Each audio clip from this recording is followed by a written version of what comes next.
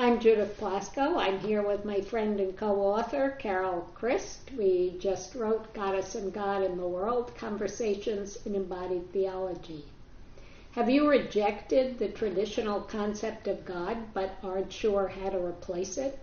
We're aware that there are a lot of educated adults out there whose religious education stopped at Sunday school, and who therefore don't have any vocabulary for talking about those beliefs and ideas that are most important to them. We think that theology is important. It can give meaning to our lives. It shapes our sense of ourselves in the world and helps us imagine the future that we want to bring into being. And most of us were raised with an image of God as an old white man sitting on a throne up in heaven who rules the world from outside of it. And we think this image of God is problematic for many reasons, as do probably many other people, certainly many other people. And one is that the image of God as a man gives men the idea that they are gods. The image of God as white privileges white maleness above all other forms of maleness, and of course puts women of color at the bottom of the list.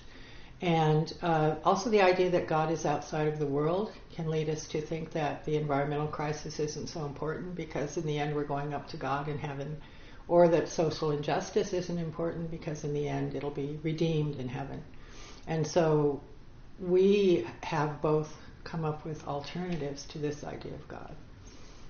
So I believe that God is the creative energy that enlivens and sustains and animates all of existence.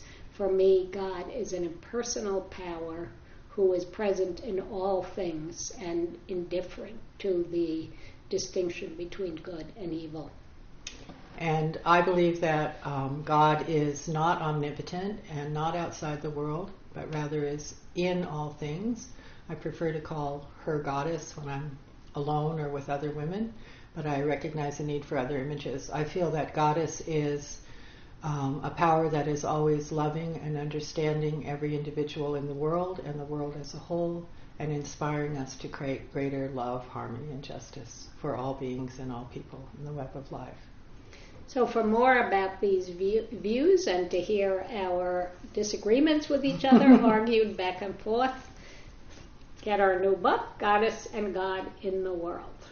And it will provide you with ways of thinking about God that can help orient us as we seek to resolve the great crises in our world today, the ecological crisis and the human injustice crises that are existing all over the world.